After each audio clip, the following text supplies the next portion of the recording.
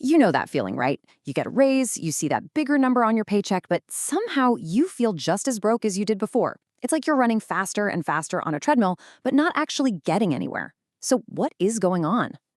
In a world where it seems like everyone is making more money, why does real financial security feel like it's drifting further and further away? Well, the answer is kind of simple, but also way more complicated than you might think. You're falling behind because you're playing a game, but you haven't been given the full rulebook. There are these powerful, invisible forces that are quietly shaping your entire financial life, whether you see them or not. Think of it like a hidden orchestra. You can hear the music, but you can't see who's playing. Well, this explainer is all about pulling back that curtain, showing you every single player, so you can finally start conducting your own symphony. Okay, first things first, the diagnosis. That nagging feeling of being behind, it usually starts with what you see. We are surrounded by this illusion of wealth that looks incredibly real, but when you look at the actual data, it's mostly fake. The gap between what we see and what's real is just massive. You see the brand new Tesla on Instagram, the amazing trip to Miami. What you don't see is the 7-year car loan, the credit card that's screaming for help after that vacation, or, the quiet Venmo for mom and dad that actually paid for it all. And here's how that illusion gets built. The data is super clear on this. About 50% of parents are giving regular financial help to their adult kids, and a full 1/3 of adults between 18 and 34 are still living at home. That frees up a ton of cash for stuff that looks like wealth. And now for the gut punch, courtesy of the Federal Reserve. The median, that's the middle, net worth for someone under 35 is just $39,000. For ages 35 to 44, it's about $135,000. And guess what? Most of that is just equity trapped in their house. Statistically speaking, the wealth you think you're seeing everywhere simply isn't there. So we've got this external illusion making us all feel broke. But that's only half the battle. To really get why we make the choices we do, we have to look inside our own heads. Because believe me, there is an internal war going on in there every single day. Let's meet loss aversion. Your brain, my brain, everyone's brain is hardwired to feel the pain of losing money about twice as powerfully as the joy of gaining it. This is why saving money can literally feel like punishment. It's not a weakness, it's just your brain's ancient software glitching in the modern world. I mean, just look at this. That huge red bar, that's the sting of moving $100 into your savings account. And that little green bar, that's the joy you felt earning it in the first place.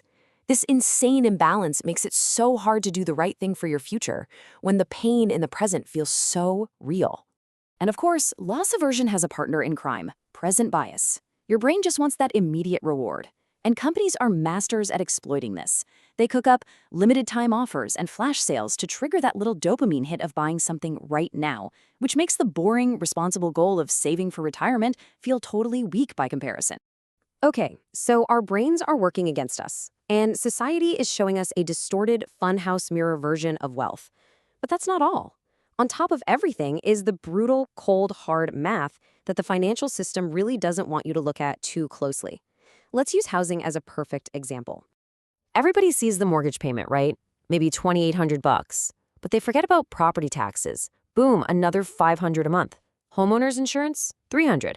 Ooh, and you didn't put 20% down? That's another $300 in PMI. And maintenance, you got to budget 1% a year? That's over $400 a month. The real cost isn't the mortgage, it's all the other stuff piled on top. So here's the bottom line. When you add all that up to comfortably, and I mean comfortably, afford that starter home, a household needs to be making about $187,000 a year. Let that sink in. The data shows only the top 10 to 20% of households in the US make that much. The system is selling a dream that mathematically 80% of us can't actually afford. Sure, the bank might give you the loan, but the bank doesn't care if you're so stressed about making that payment that you can't even sleep. Qualifying for a loan and actually being able to afford it, those are two catastrophically different things. Okay, I know, that was a lot of bad news, but seeing the hidden rules is the first step to winning the game. So now we pivot. We're going to talk solutions, starting with the foundation, building your financial armor. This is all about playing defense so you can survive any storm that comes your way. Let's start with what I call the emergency fund paradox. When you have, say, $5,000 saved, your brain doesn't see a safety net. It sees a countdown timer. Every little unexpected expense feels like a massive threat that could wipe you out. But once you cross a certain line, let's say 20,000, that anxiety just vanishes. You've bought yourself the cognitive space to make smart decisions, even when you're under pressure. So, how do you get there? It's simple. You have to follow the right order of operations, just like in math class. First, you pay yourself first. Automate it. Get it out of your hands before you can spend it. Then you protect your credit score by staying current on all your debts. Then you build that real emergency fund. You start investing for retirement, and only then do you go on the attack against your high-interest debt. And here's what this is all about, really. The goal isn't just to have enough money for a car repair. The real goal is to have a buffer so big that a car repair is just an annoyance, not a full-blown crisis that turns you into a panicked, stressed out, irrational version of yourself. You're preserving your sanity, not just your savings account. All right, once that financial armor is on and your foundation is solid, it's time to play offense. This is the engine. This is what actually builds long-term, life-changing wealth. The billionaire investor Charlie Munger said it best. That first $100,000 is, well, it's the absolute hardest part of the entire journey.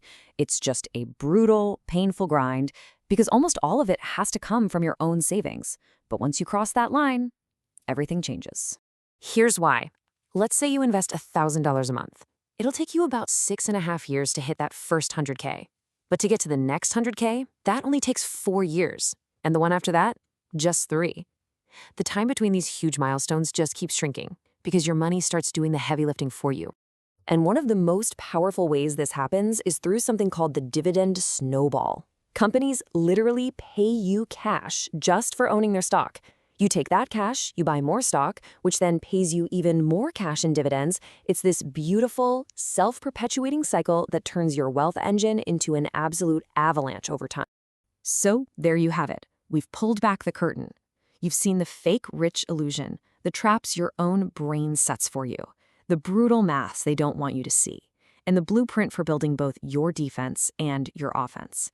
The only question left is, what are you going to do now? Are you going to keep playing by their invisible rules, or are you going to start building a game that you can actually win?